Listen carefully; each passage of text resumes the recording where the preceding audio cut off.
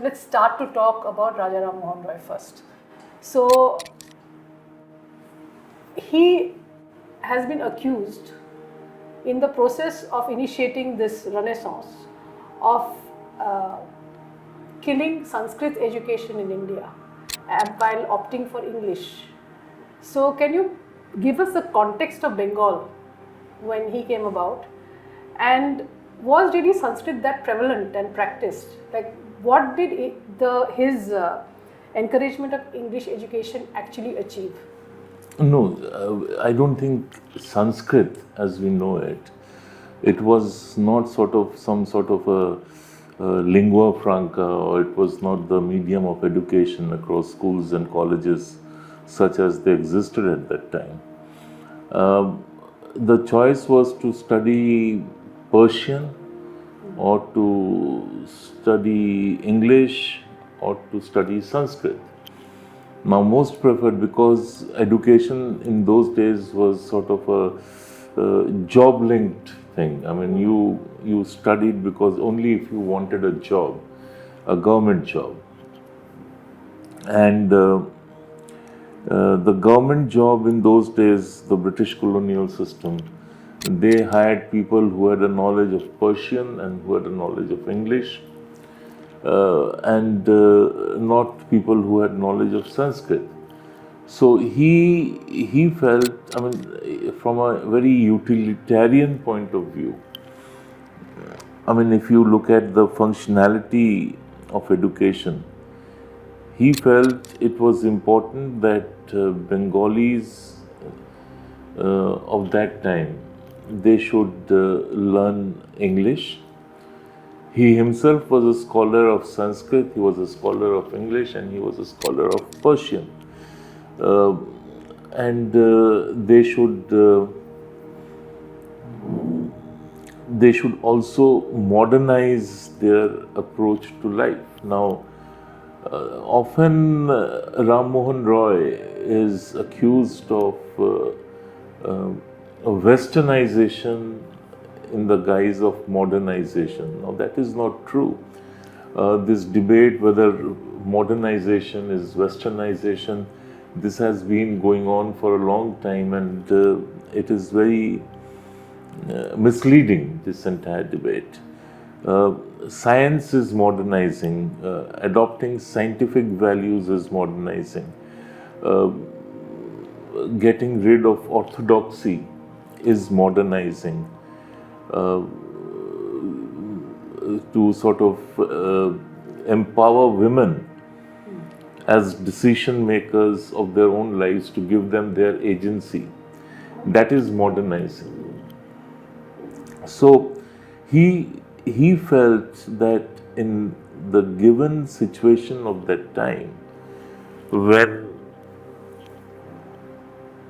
the remnants of Muslim rule were still there, there was an attempt by the British to recast India. So, given the situation, given the times, he felt it would be practical, it would be wise to opt for education in English language.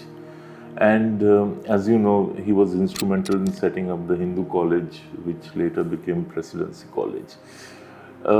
He had no intention of dumbing down or rejecting Sanskrit. As I said, he himself was a scholar of Sanskrit.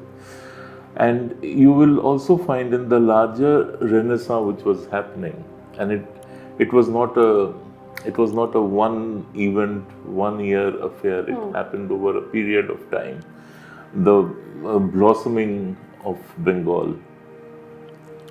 And Vidyasagar, who was a Sanskrit scholar, was very much a part of that Renaissance. I mean, when he reinterpreted Hindu laws to push for widow remarriage and things like that. And as we talk, I will come to the point why he left the movement and exited. But I sort of think it's absurd to suggest that he was an Anglophile in the sense that he wanted to push colonial rule or something. Now you have to also remember those were the times when for many Bengalis, again this is something which we will come to as we discuss, the prevalent state of affairs was one of feeling enslaved by the Muslim rulers, by the Mughals, and they were constantly looking for a savior, for an escape route. And as I keep saying that for Bengal, that part of Bengal which is not captivated by what we call secular values and additional bunk, but they saw, for them there were three specific days of liberation.